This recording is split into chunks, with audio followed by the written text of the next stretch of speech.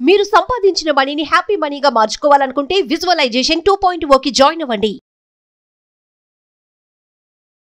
నమస్కారం అండి. డాక్టర్ శ్రీ ఆచార్య అనంతకృష్ణ స్వామి గారు. నమస్కారం. 636వ ఎపిసోడ్ మనం మాట్లాడుకునే ముందు 635వ ఎపిసోడ్లో మీరు ఒక మాట చెప్పారు సార్. డబ్బు ఎలా వస్తుందన్న విషయం పక్కన పెడితే దాని వాడకం కూడా చాలా ఇంపార్టెంట్. మీరు ఏ వస్తువులు కొన్నా అది ఎంతవరకు అవసరం, దాన్ని మనం వాడుతున్నామా లేదా, కృతజ్ఞతగా చూపిస్తున్నామా లేదా అన్నది చాలా ఇంపార్టెంట్. ఆ బేసిస్ మీదే డిపెండ్ అయి ఉంటుందని మీరు మాట్లాడారు కదా. సో చాలామందికి ఇవి తెలీదు. కనిపించిన వస్తువు వల్ల తీసుకుంటూ ఉంటాం. ఈఎంఐ ప్రాసెస్ ఒకటి ఎప్పటికప్పుడు ఉంది కదా అవైలబుల్ అని అప్రోచ్ అవుతూ ఉంటుంటారు ఆడవాళ్ళు ఎక్కువగా. ఇది కూడా అప్పు రూపమే అన్న విషయాన్ని మీరు చెప్పే వరకు నాకు అర్థం కాలేదు. అటువంటి మిస్టేక్స్ తెలుసో తెలియకో చేసిన వాళ్ళలో నేను కూడా ఒకదాన్ని. ఇంకా ఇటువంటివి చాలా ఉన్నాయి ఆడవాళ్ళు మార్చుకోవాల్సినవి, సరి చేసుకోవాల్సినవి. 636వ ఎపిసోడ్లో ఏం చెప్పబోతున్నారు? ఇప్పుడు మీరేం చేస్తారంటే, ఎప్పటివరకు మనం టెక్నిక్స్ తెలుసుకున్నాం. అంటే డబ్బుని ఎలా ఉపయోగించాలి, డబ్బుకి ఎలా కృతజ్ఞత చెప్పలేవాలి. ఇప్పుడు డబ్బు రావాలి, వస్తే కదా ఇవన్నీ చేస్తాము. అంటే రాకముందు మనం ఏం చేస్తున్నాం అంటే ఆయుధాలతో సిద్ధంగా ఉన్నాం. యుద్ధం రాకముందే ఆయుధాలతో సిద్ధంగా ఉన్నాం. నాకేం చెప్తారంటే, గుర్రం ఎదురుగుండా వస్తే ఆ తల దగ్గర పట్టుకోవాలి, వెనక నుంచి పట్టుకోవాలని వస్తే తన్నేస్తుంది అది. డబ్బు విషయంలో మనకేమవుతుందంటే, మనకి ఎన్నో కోరికలు ఊహలు ఉంటాయి. కానీ డబ్బు వచ్చినప్పుడు అవన్నీ మర్చిపోతాం మనం. అర్థమైందా? డబ్బు రాగానే ఏమవుతుందంటే కొత్తవి పుట్టుకొస్తాయి. ఇప్పుడు పాత ఎప్పటి నుంచో ఉన్నాయి. డబ్బు రాగానే ఏమవుతుందంటే, ఒక వ్యక్తి దగ్గర చిన్న ఎగ్జాంపుల్ చెప్తాను. ఒక సర్కిల్ ఉంది, ఒక ఫ్రెండ్ సర్కిల్ ఉంది, లేకపోతే మీ ఆడవాళ్ళ చిట్టీలు అవన్నీ వేసుకుంటే సడన్గా ఒక చిట్టి వచ్చింది, లేదంటే ఒక పొలం అమ్మారు, లేకపోతే ఏదో ఒక ఆస్తి అమ్మారు. సడన్గా వాళ్ళ దగ్గర 20-30 లక్షలు వచ్చినాయి అనుకోండి. అంతవరకు ఉన్న ఆలోచనలు వేరు. అంటే ముందు కొన్ని అప్పులు ఉంటాయి, అవి కట్టేస్తారు. మిగతా డబ్బుని ఏం చేయాలి? మిగతా డబ్బుని ఏం చేయాలి? ఎప్పటి నుంచో ఎన్నో ఉంటాయి వాళ్ళకి ఆశలు, కోరికలు. అవన్నీ పక్కన పెడితే అది వచ్చిందని తెలిసిన తర్వాత మీ చుట్టుపక్కల వాళ్ళు, బంధువులు కావచ్చు, ఫ్రెండ్స్ కావచ్చు, ఎవరైనా కావచ్చు, ఒక్కొక్కరు ఒక్కో సలహా ఇస్తారు. ఏదో ఒక సిస్టమ్ ఉంది, ఈ సిస్టంలో పెట్టండి, ఇలా వస్తాయి. లేదంటే ఒక ప్లాట్స్ ఉంది, అవి తీసుకోండి. లేదంటే ఒక ఇల్లు ఉంది, తీసుకోండి. లేదంటే ఫలానా ఇది ఉంది, తీసుకోండి. ఎప్పుడు నేనేమంటానంటే, మన సబ్జెక్ట్లో మనం ఎవరి మాట అయినాం, మనం ఏం చేయాలంటే, ముందుగా ఏ రకమైన డబ్బు వచ్చినా సరే మనకి ఎప్పటి నుంచో మిగిలిపోయిన కోరికలు ఉంటాయి కదా, చిన్న చిన్న కోరికలు. అంటే ఇప్పుడు ఒక ఫ్యామిలీ అందరు కలిసి ఒక కాశ్మీర్ వెళ్ళాలి, లేకపోతే సిమ్లా వెళ్ళాలి, లేదంటే తిరుపతి వెళ్ళాలి, ఇట్లాంటి ఆలోచనలు ఉన్నాయి.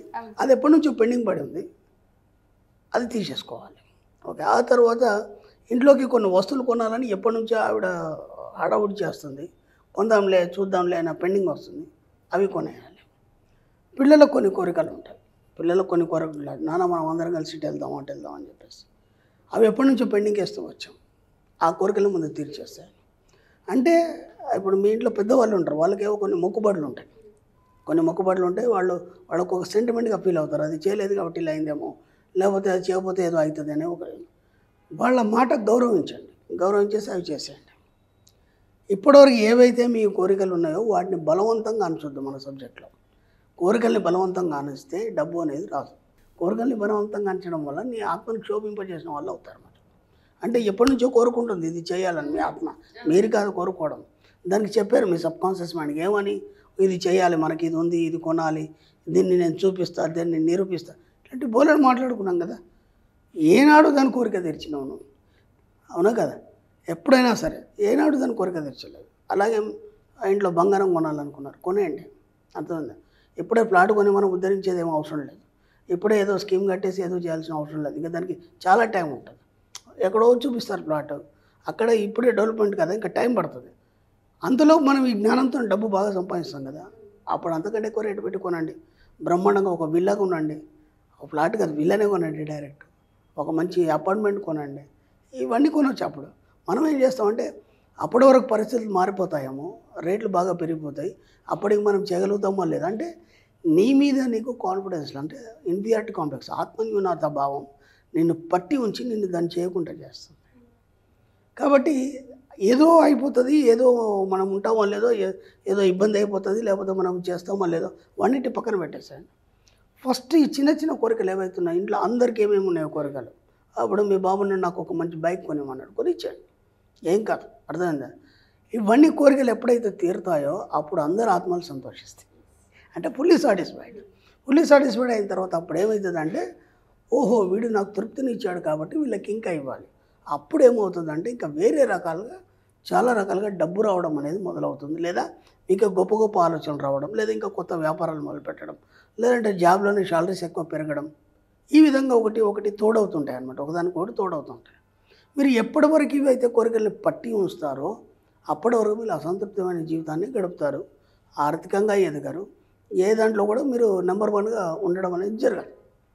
కాబట్టి ఫస్ట్ మీరు ఏ డబ్బు వచ్చినా సరే ముందు మీ కోరికలు తీర్చుకునే ప్రయత్నం చేయండి. అందరూ అదే చేస్తారు. ఏంటంటే ఉన్నపలంగా డబ్బు ఏదైనా వచ్చిందని ఎమ్మటే దాన్ని దేంట్లోనో పెట్టేయడం, తర్వాత అది వస్తుంది అని చెప్పి దాంట్లో ఇరుక్కుపోవడం, ఇవన్నీ జరుగుతాయి. నేను చాలా రోజుల క్రితం ఒక వీడియో కూడా చేశాను. ఒక లేడీ ఒక 500 అప్పు తీసుకొచ్చింది. ఓకే, 500 అప్పులు తీర్చడానికి ఇంట్లో తెలియదు. 500 అప్పు అనుకోకుండా చేయాల్సి వచ్చింది. ఏదో సందర్భంలో అందరు ఆడవాళ్ళు ఇట్లా వెళ్తుంటే ఏదో సందర్భంలో ఆ అమ్మాయి చాలా పిరికి, చెప్పలేదు, భర్తతో ఏదో మాట్లాడాడు. ఆయన ఏం చేస్తాడు, రోజు 200 100 ఇస్తాడు ఇంటి ఖర్చుకి. ఇప్పుడు 500 జమ చేసి కట్టాలంటే టైం ఉండదు కదా, రేపు ఎల్లుండా ఇస్తాడు. ఆ 500కి ఇంకో దగ్గర 1000 రూపాయలు అప్పు చేయాల్సి వస్తుంది వాళ్ళ ఫ్రెండ్ సర్కిల్లోనే. ఇప్పుడు ఆ 1000 రూపాయలు అప్పు కట్టడానికి ఒక 5000 చేయాల్సి వస్తుంది. అది 5 లక్షల దాకా పెరిగింది. దాన్ని చక్కగా నేను వీడియోలో చాలా చక్కగా ఎక్స్ప్లెయిన్ చేశాను. ఎలా జరిగింది ఆ సిచ్యువేషన్ అంతా అనేది ఎక్స్ప్లెయిన్ చేసాను. వీలైతే ఆ వీడియో చూడండి. అంటే మన ఆలోచన విధానంలో మనం ఏం ఆలోచిస్తున్నాము, మనం ఏం చేస్తున్నాం అనేది మర్చిపోయి ఏదో ఒకటి చేసేయాలని హడవుడిలో ఏదో ఒకటి చేసేస్తాం. అలా కాకుండా నేను భారీ డ్యామేజ్ తర్వాత ఆలోచిస్తే అప్పుడు మనం ఎక్కడుంటాం మనకు తెలియదు. అలాగని మనం బయటికి చెప్పలేము. ఎలాగైనా మళ్ళీ మీరే భరించాలి కదా ఆ సిచ్యువేషన్ అంతా. అందుకని జాగ్రత్తగా ఏ డబ్బు వచ్చినా సరే హడావుడిగా దేంట్లో పెట్టి మీరు మోసపోకుండా, లేకపోతే దానికోసం ఎప్పుడూ జరిగే దానికోసం ఇప్పుడు ఆశపడకుండా జాగ్రత్తగా ఆలోచించి ముందు మీ కోరికలన్నీ తీర్చేసుకోండి. మీ ఇంట్లో వాళ్ళందరూ మీరు రెస్టారెంట్ వెళ్ళండి, హాయిగా తినండి, ఇలా చేయండి. చేసినప్పుడు ఏమవుతుందంటే మీ ఆత్మ సంతృప్తి చెంది మీకు అంతకు రెట్టింపు డబ్బు రావడం అనేది మొదలవుతుంది. ఇది చాలా చిన్న టెక్నిక్. మీరు పాటించి చూడండి ఒకసారి. పిల్లలు కావచ్చు, మీరు కావచ్చు, మీ ఆయన కావచ్చు, ఇంట్లో పెద్దవాళ్ళు కావచ్చు, ఏమేమి ఉన్నాయో అన్నీ తీర్చేసుకోండి. ఏది కూడా ఆపకండి. అర్థమైందా? మళ్ళీ డబ్బు వస్తున్న కొద్దీ కొత్త కోరికలు పెంచుకోండి. దానికి తగ్గట్టుగా డబ్బు రావడం అనేది మొదలవుతుంది. అద్భుతంగా ఉంది నరేషన్. ఎందుకంటే చాలామందికి తెలీదు, కొన్ని కోరికలను అలా అణిచివేసుకొని ఉంటుంటారు ఆడవాళ్ళు. ఎప్పుడైతే ఆత్మ సంతృప్తి ఉంటుందో సంపద పెరుగుతూ ఉంటుంది అన్న విషయం అర్థమవుతుంది. సో ఈ ఎపిసోడ్లో ఏదైనా చిట్కా సార్? మన సబ్జెక్ట్లో దేవుళ్ళు, పూజలు, పునస్కారాలు ఇవన్నీ ఏం లేవు కదా. మన ఈ సబ్జెక్ట్లో మనీ అనే సబ్జెక్ట్లో అవన్నీ లేవు. చాలామందికి ఒక డౌట్ వస్తుంది, లేవని అంటే ఎట్లా, ఎందుకంటే మనం రోజు చేసే ఇది కదా, మళ్ళీ ఇంట్లో పెద్దలు ఉంటారు చేస్తారు, దాంతో మళ్ళీ ఇబ్బంది అవుతుంది. నేనేమంటానంటే మన సబ్జెక్టులో లేవు, ఆ సబ్జెక్టు వేరే అని చెప్పాను. ఓకేనా? క్యాజువల్గా మీరు ఏం చేస్తారంటే దేవుడి మందిరంలోకి వెళ్ళేసి ఓ దీపం ముట్టించేసి, ఓకే, ఆ ఫార్మాలిటీస్ ఏదో చేసేసి, ఓకేనా, సింపుల్గా థ్యాంక్ యూ నర్స్ అని చెప్పేసి బయటికి వచ్చేయండి. ఓకేనా? ఇప్పుడు ఏమవుతుంది, ఇంట్లో వాళ్ళకి ఇబ్బంది ఉండదు, మీకు ఇబ్బంది ఉండదు. అంటే ఇక్కడ కన్ఫ్యూజ్ అవుతున్నారు. మన సబ్జెక్టులో దేవుళ్ళు లేనవు, ఇవన్నీ మొక్కుబడులు ఇవన్నీ లేవని మన సబ్జెక్టులో చెప్పినప్పుడు, అయ్యో ఇలా అయితే మరి ఎలా, రేపు సిచ్యువేషన్ ఏంటి, ప్రతి పండగ అయితే చేసుకోవాలి, ఇంట్లో వాళ్ళందరికీ నేనేం చెప్పాలి సమాధానం. ముఖ్యంగా మగవాళ్ళు అంటే వాళ్ళు పట్టించుకోరు, బయట వెళ్ళిపోతారు, ఏదో చేస్తారు. ఆడవాళ్ళు అయితే ఇవన్నీ చేయాలి కదా, చేద్దని అనట్లేదు. మనం అన్ని ఫార్మాలిటీస్ చేయాలి, అన్ని పండగలు చేయాలి, అన్ని బ్రహ్మాండంగా చేసుకోవాలి. కాకపోతే మన సబ్జెక్టులో జస్ట్ ఏం చేస్తామంటే అన్నిటికీ కలిపి ఒకసారి థ్యాంక్ యూ యూనివర్స్ అని చెప్పేసి బయటకు వచ్చేస్తాం. ఇది పాటించండి, అన్నిటికీ వర్తిస్తుంది. ఇక దాంట్లో దేవుడు వస్తాడు, అన్నీ వచ్చేస్తాయి, ఎవరికి ఇబ్బంది ఉండదు.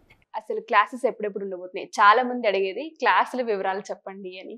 ఒకసారి దాని గురించి. మనకి ఇప్పుడు జూలైలో మనకి 14 తారీఖు మనకి హైదరాబాద్లో ఉందమ్మా. అలాగే మనకి బెంగళూరులో 28 జూలై ఉంది, విజయవాడలో 4th ఆగస్ట్ ఉంది, అనంతపురంలో 11th ఆగస్ట్ ఉంది, విశాఖపట్నంలో 1st సెప్టెంబర్ ఉందమ్మా. అలాగే తిరుపతిలో మనకి 8th సెప్టెంబర్ ఉంటుంది. మనకన్నిటికంటే ముఖ్యంగా ఏంటంటే మళ్ళీ మనకు స్పెషల్ క్లాస్ వచ్చింది.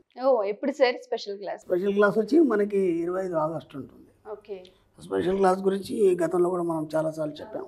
అంటే మామూలు రెగ్యులర్ క్లాస్ కంటే అది కంప్లీట్గా డిఫరెంట్గా ఉంటుంది సబ్జెక్టు, మళ్ళీ కొత్తగా ఉంటుంది, చాలా డెప్త్గా ఉంటుంది. మనం ఇంకా సాధించాలనుకున్నప్పుడు అంటే రెగ్యులర్ క్లాస్ ద్వారా మనం సాధించవచ్చు, డబ్బు అవన్నీ వస్తాయి. అవి ఎలా నిలబెట్టుకోవాలి, స్టాండ్ బైగా ఎలా ఉండాలి, డెప్త్గా సబ్జెక్ట్ తెలుసుకోవాలన్న వాళ్ళు మాత్రం స్పెషల్ క్లాస్ అటెండ్ చేసే ప్రయత్నం చేయండి. ఎందుకంటే చాలా రష్గా ఉంటుంది, వీలైనంత తొందరగా ఎన్రోల్ చేసుకునే ప్రయత్నం చేయండి. Thank you sir, thank you so much. Thank you. Suman టీవీలో మీ పర్సనల్ అండ్ బిజినెస్ ప్రమోషన్స్ కోసం కింది నెంబర్కి కాంటాక్ట్ చేయండి.